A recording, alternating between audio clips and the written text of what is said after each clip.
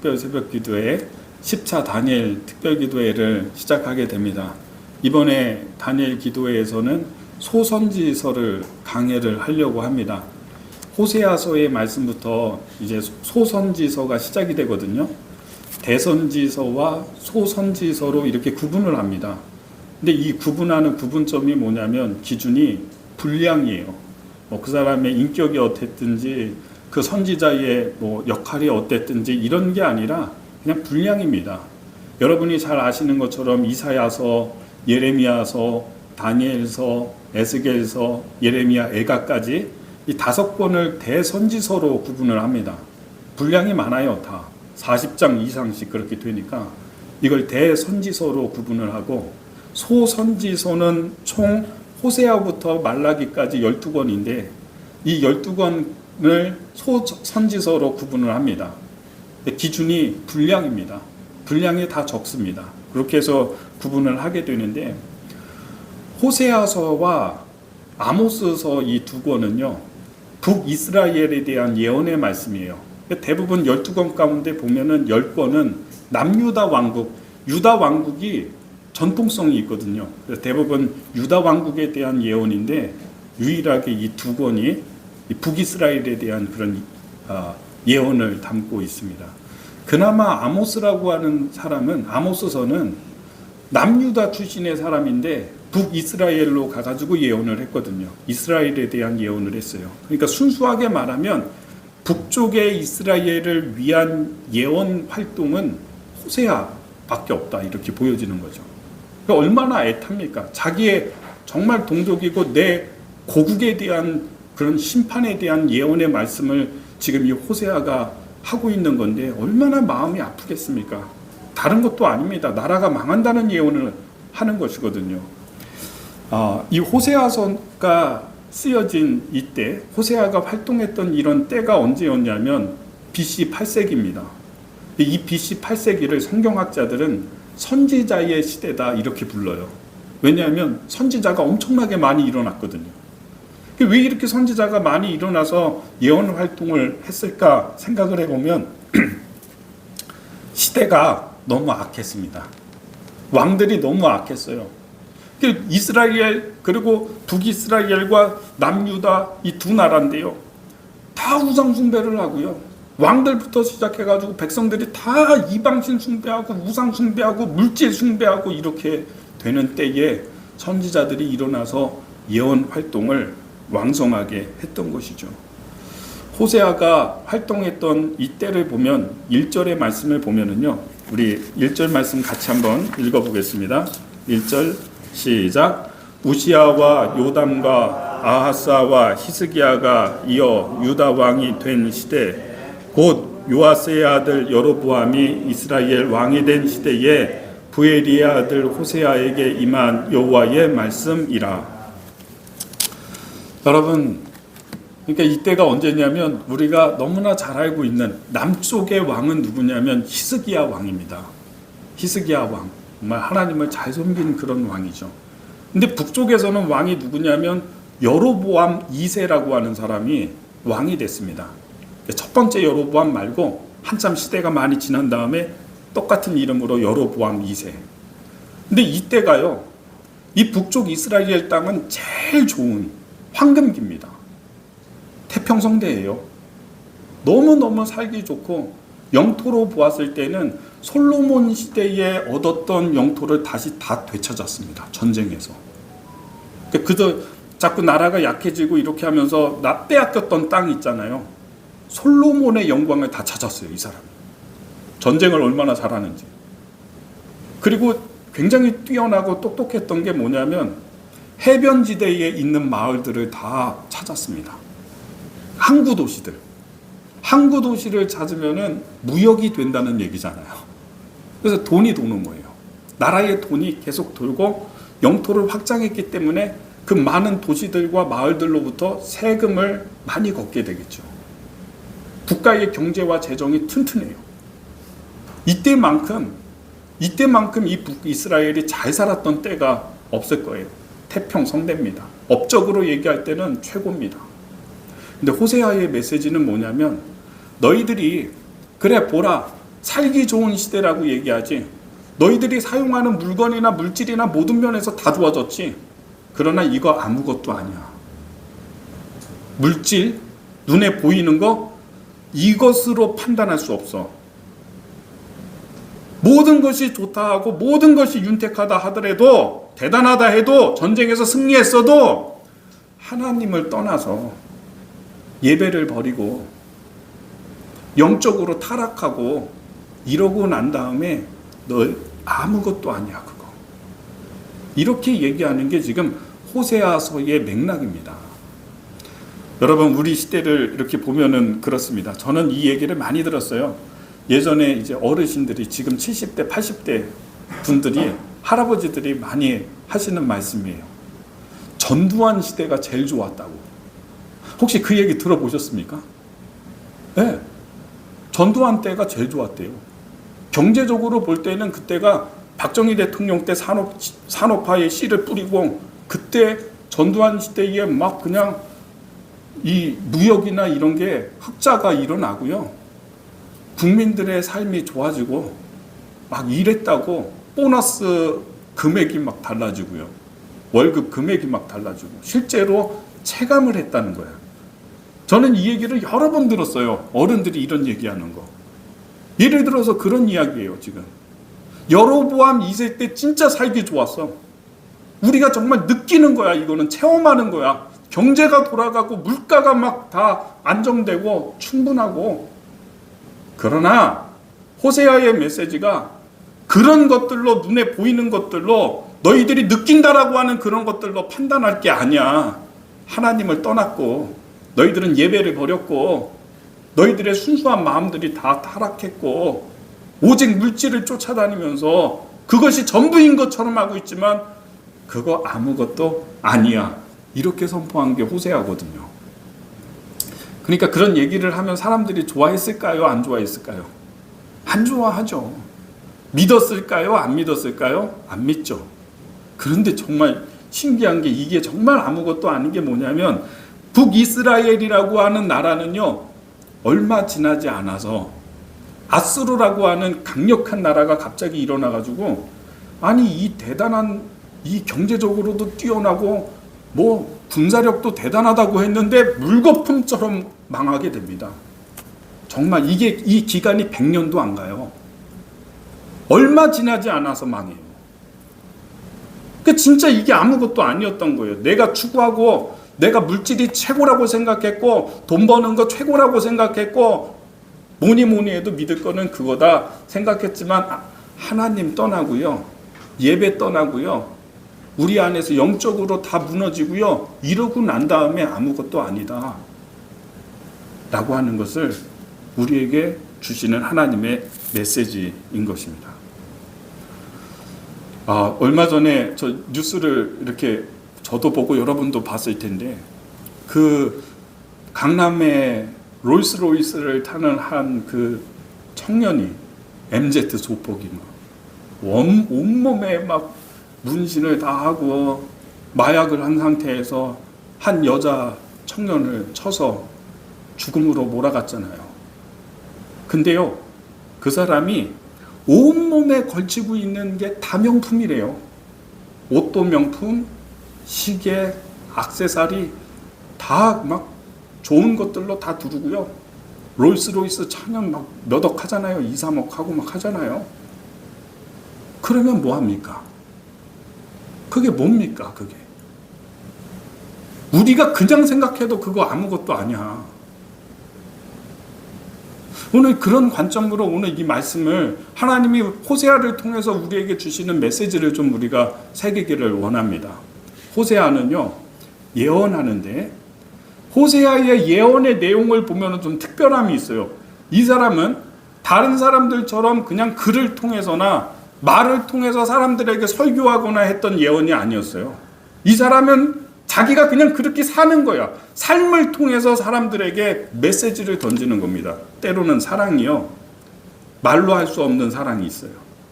이건 뭐 말로 얘기가 안 돼. 어떤 사랑은요, 말보다는 먼저 주먹이 나가요. 진짜예요.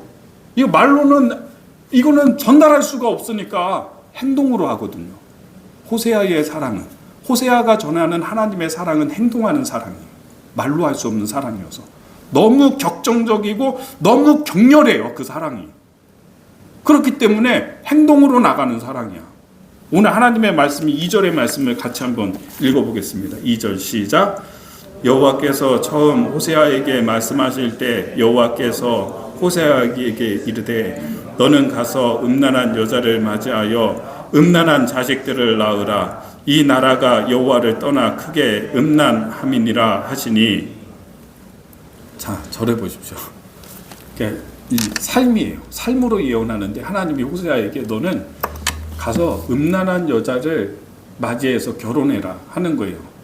야, 선지자는 이게 극한 직업이에요. 결혼도 내 마음대로 못해. 하나님이 음란한 여자를 골라서 음란한 여자와 결혼해라 해서 3절에 보면은, 자 3절 읽어보겠습니다. 시작. 이에 그가 가서 디블라임의 딸 고멜을 맞이하였더니 고멜이 임신하여 아들을 낳으매. 예, 고멜이라고 하는 여자가 있는데 이 여자는 그 시대의 사람들이 다 아는 사람이에요. 왜 그런 사람 있잖아요.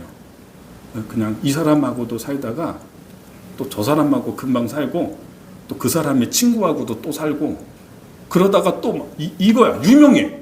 그래서 그 지역의 사람들 다 아는 거야, 이 사람을. 근데 그 사람과 결혼하라 해서 자기의 아내로 맞이했습니다. 여러분 그러고 싶습니까?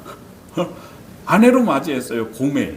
이름이 고멜인데 뜻이 뭐냐면 끝장이라는 뜻이에요. 이 이름의 뜻이에요. 끝장. 끝장이다. 그래서 이 여자와 결혼해서 아이를 셋을 낳거든요. 첫째는 아들, 둘째는 딸, 셋째는 아들. 이렇게 셋을 낳는데 하나님이 그 아이들의 이름을 짓는데 이 이름의 의미가 있습니다. 오늘 그래서 세 사람의 이름 의미를 여러분에게 설명해 드리고 말씀을 나누도록 하겠습니다. 자, 4절의 말씀을 같이 읽습니다. 시작. 여호와께서 호세아에게 이르시되 그의 이름을 이스르엘이라 하라. 조금 후에 내가 이스르엘의 피를 예후의 집에 갚으며 이스라엘 족속의 나라를 폐할 것임이니라. 아멘. 첫째 아들의 이름을 이스르엘이라고 적거든요. 근데 이 이름은 참 좋은 이름 같아요. 근데 언뜻 보면은 그래. 왜냐하면 이스르엘이라고 하는 곳은 그 남유다와 북이스라엘 전체에 걸쳐서 유일하게 있는 평야지대예요. 곡창지대야. 여기서 밀농사가 되고 보리농사가 돼요. 그러니까 이스라엘 땅이 산악지역이고요. 다 이렇게 비탈이고 언덕이거든요. 그러니까 이런 평야는 여기밖에 없어요. 유일하게. 그래서 이스르엘은 항상 보리가 많고 밀이 많고 곡식이 많아요. 번영의 땅이에요, 여기. 근데 문제는 뭐냐? 평야잖아요. 평야지대잖아요. 방어하는 게 어려워요. 자꾸 다른 나라들에게 약탈당하고 빼앗기고 이런 일들이 좀 있습니다. 그런데 여기서 어떤 사건이 있었냐면 아합 왕이라고 하는 악한 왕이 있는데 왕자가 70명이나 됐습니다. 부인이 엄청나게 많은 거예요. 그리고 자기 아들들이 70명이 있는데 어느 날 한시에 그 70명이 이 이스르엘 평야에서 예후에 의해서 죽임을 당했어요. 한날에 70명의 아들들이 다 죽었어요. 피 흘려서. 거의 그래서 피바다가 됐어요. 그리고 아합의 부인 이세벨이라고 하는 여자가 거기서 또 죽임당했는데 그 죽었을 때 흘렀던 피를 개가 핥아먹었어요. 이 스토리를 이스라엘 사람들은 다 알고 있어요. 그러니까 이 이스라엘은 좋은 땅이지만 어떤 거냐? 심판을 의미하는 거예요. 잔인함이라고 하는 게 뇌리에 박혀 있어요. 그러니까 우리로 얘기하면 캄보디아 킬링 필드. 여러분 막 내전 일어나서 서로 죽이고 얼마나 많은 사람들을 죽였는지 머리 해골을 벽으로 쌓아가지고 장식해놓고 킬링 필드. 저는 어렸을 때 제가 경기도 화성 남양에서 살았거든요. 한 10년 정도. 근데 그렇게 있다가 중학교 때 전학을 왔어요. 그래서 너 어디서 왔냐? 그랬을 때 제가 화성에서 왔다고 하니까 사람들의 뇌리에는 어떤 게 있냐면, 그 도시 무서운 지역, 거기에 화성 연쇄살인 사건이 있었잖아요. 저 5학년 때였거든요. 그때 5학년인가 6학년인가. 그래서 여자애들 밖에 못 나갔어요. 다 빨간 옷 입고 다니지 말라고, 빨간 옷 안 입고 스타킹 신지 말라고 해서 화성 연쇄살인 사건이 전국적으로 다 퍼져가지고요. 화성이라는 얘기를 떠올리면 사람들이 그때 그 잔인한 죽음이 있었던 도시, 그걸 생각하는 거죠. 지금은 안 그렇죠. 지금은. 제가 이제 서울에 와서 전화가 와서 사람들이 저 화성에서 왔습니다. 그러니까 다 그 얘기를 해요. 다. 이스르엘이라고 하는 이름이 그런 이름이에요. 70명의 이 아합 왕의 자식들이 한꺼번에 죽임당한 잔인한 멸망, 심판.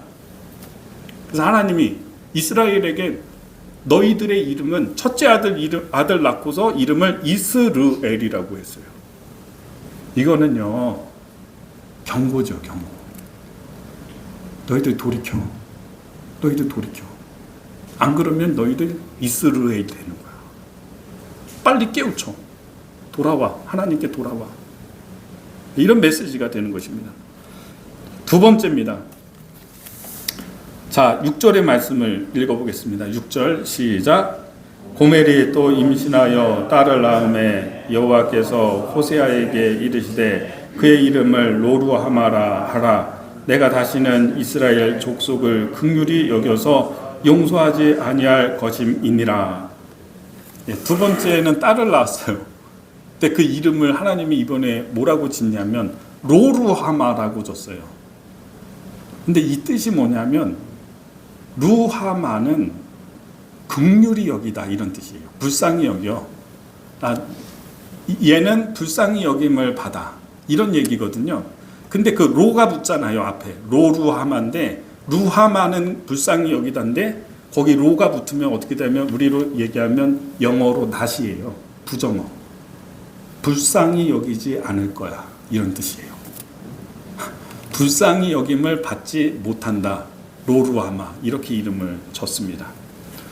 여러분, 신약 성경에 보면은요, 이런 표현이 굉장히 많이 나옵니다. 예수님이 어떤 마을에 들어가고요, 누구를 만나는데 예수님이 그 사람을 볼 때 불쌍히 여기사 이래요.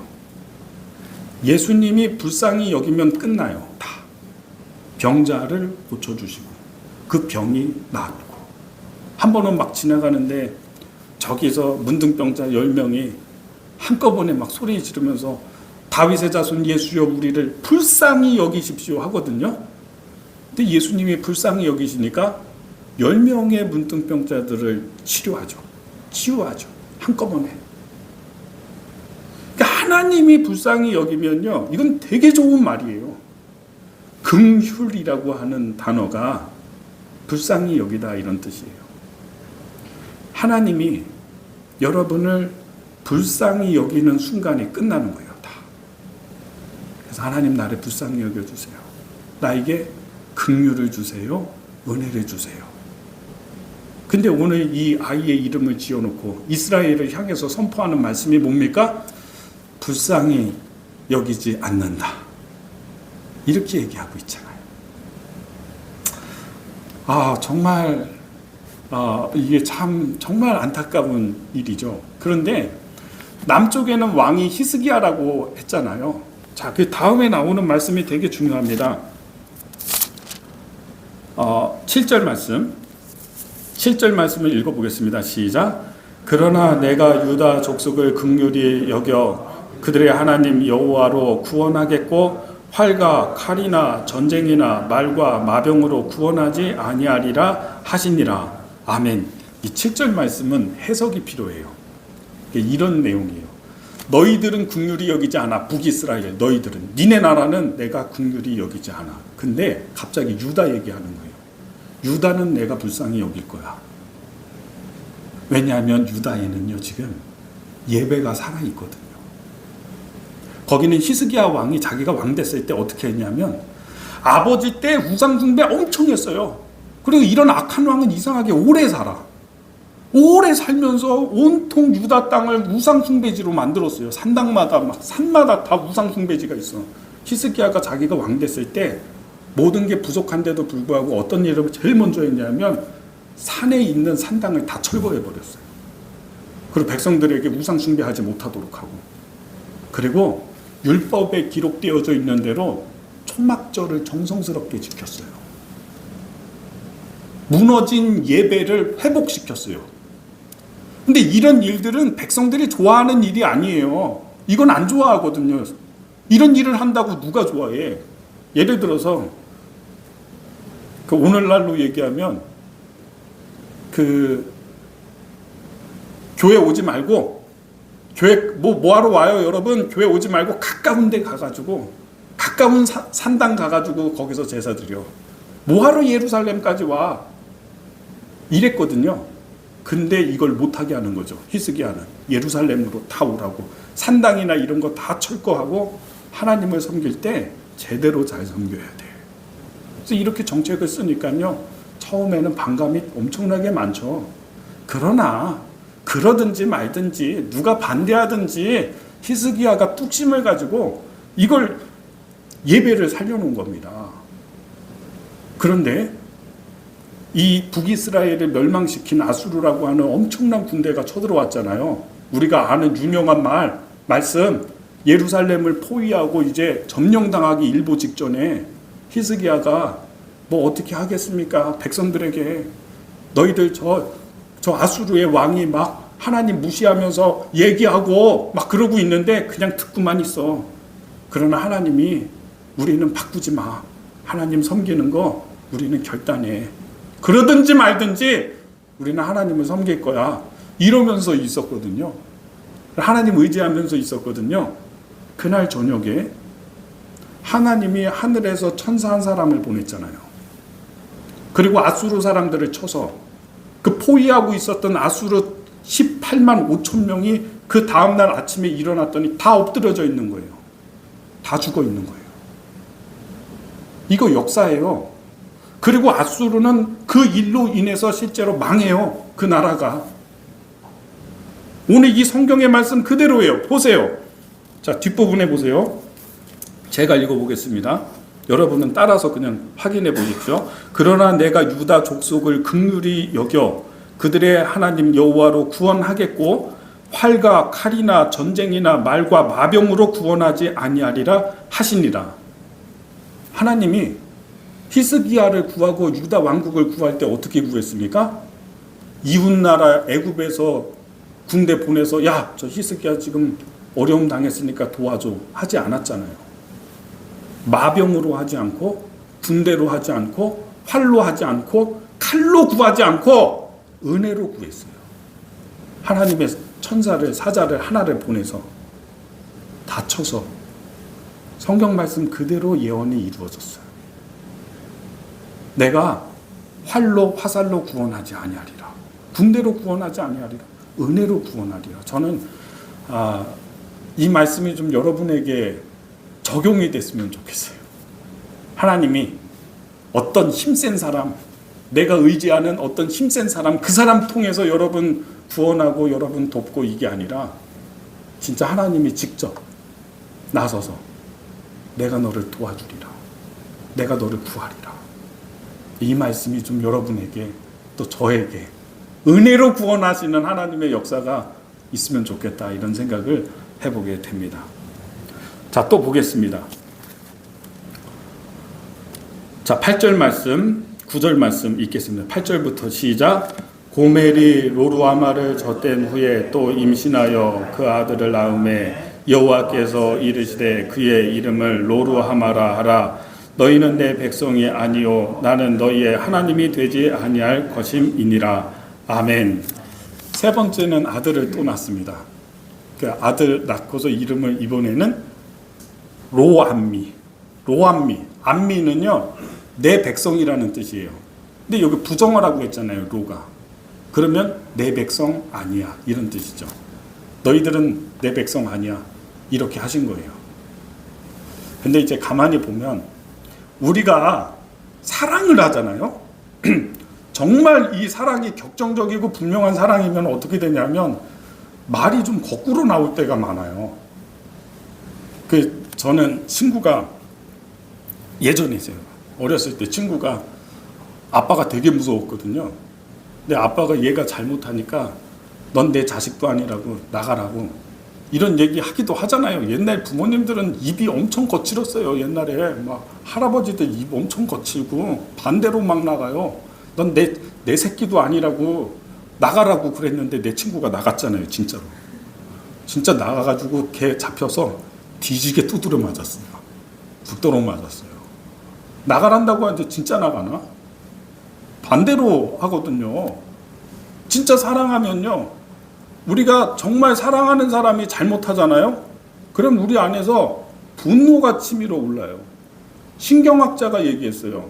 의학 박사가 이 뇌하수체에서 사랑을 담당하는 신경하고 분노를 담당하는 신경이 붙어 있대요, 이게.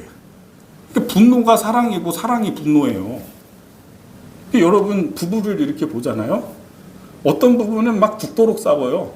싸울 때 보면은 금방 막 헤어질 것처럼 막 싸우거든요. 근데 거기 절대로 끼어들면 안 돼요. 거기 괜히 끼어들어가지고 막 한쪽 편들고 그러잖아요. 그럼 한 3일 정도 지나고 난 다음에 만나면 둘은 이미 화해했어 벌써 다. 무슨 일이 있었냐는 듯이 붙여다니고 막 셋째 갖고 넷째 갖고 그러거든요. 그게 그거예요. 사랑한다는 증거예요. 싸우는 게. 그러니까 싸우니까 막 오히려 더 악한 말로 나가고요. 극단적인 말로 나가고 뭐 부모는 자식에게 너는 내 아들도 아니라고 하고 엄마도 아니라고 하고 막 이런 얘기가 나오는 게 뭐냐면 사랑이거든요. 거기 격정적인 사랑이거든요. 하나님이 백성들에게 지금 너 내 아들도 아니야 이러거든요. 나 너 은혜도 베풀지 않고 너는 불쌍히 여기지도 않을 거야 이렇게 하거든요. 그러겠다는 얘기예요 이게? 아니죠. 격정적인 사랑이에요. 격렬한 사랑. 어떤 사랑은 이런 사랑이에요. 막 화가 나는 거예요. 화가. 여러분 내가 사랑하는데요. 누가 그 사랑하는 사람 욕하잖아요. 그러면 화나요. 내가 내 아들, 딸 사랑하거든요. 누가 와가지고 내 아들, 딸 해코지하고 나쁘게 얘기하고 그러잖아요. 분노가 막 일어나잖아요. 다윗이 그랬죠.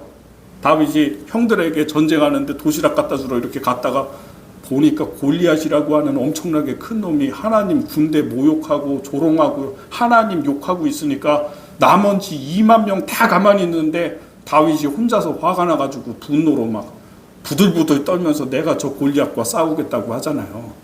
다른 사람들은 다 가만히 있잖아요. 근데 다윗 안에는 하나님을 사랑하는 마음이 가득하니까 근데 막 저 골리앗이 막 욕하고 있으니까 하나님 욕하니까 분노가 일어난 거예요. 분노가. 제가 얘기했죠. 사랑의 신경과 분노의 신경이 같이 있어요. 하나님이요. 넌 내 백성도 아니야. 로암미. 이 얘기는 뭐냐면 너 내 백성이란 얘기잖아요. 내 백성인데 너 왜 그래? 왜 우상숭배를 하고 왜 물질이 최고인 것처럼 살고 나는 너를 불쌍히 여기지 않겠어. 로루함마. 그게 뭐예요? 나 너 불쌍히 여기고 싶어. 이런 얘기잖아요. 내 친구처럼 넌 내 아들도 아니야. 나가버려. 그런다고 집 나가버리면 안 되는 거죠. 돌아오라는 얘기입니다. 우리 오늘 찬양했죠. 여호와께로 돌아가자. 하나님께로 돌아가자. 우리가 생각하고 바라보고 있는 세상에서 물질적인 풍요와 좋은 것들 이런 걸 나 괜찮아. 힘이 세고 돈 많고 괜찮아. 아무것도 아니라고 그거. 예배가 무너지고 하나님 바라보는 신앙과 믿음이 다 무너지고 난 다음에 그러고 난 다음에 그거 아무것도 아니야. 여러분 사랑하는 성도 여러분 하나님께로 마음을 돌이킵시다. 내 백성 아니다가 아니라 나 하나님 백성. 하나님 나 불쌍히 여기지 않는다. 이게 아니라 하나님 나 불쌍히 여겨주세요. 이렇게 하나님께 돌아와서 기도하고요. 간구하고요. 예배하는 우리의 삶이 되기를 예수님의 이름으로 축복합니다. 기도하겠습니다.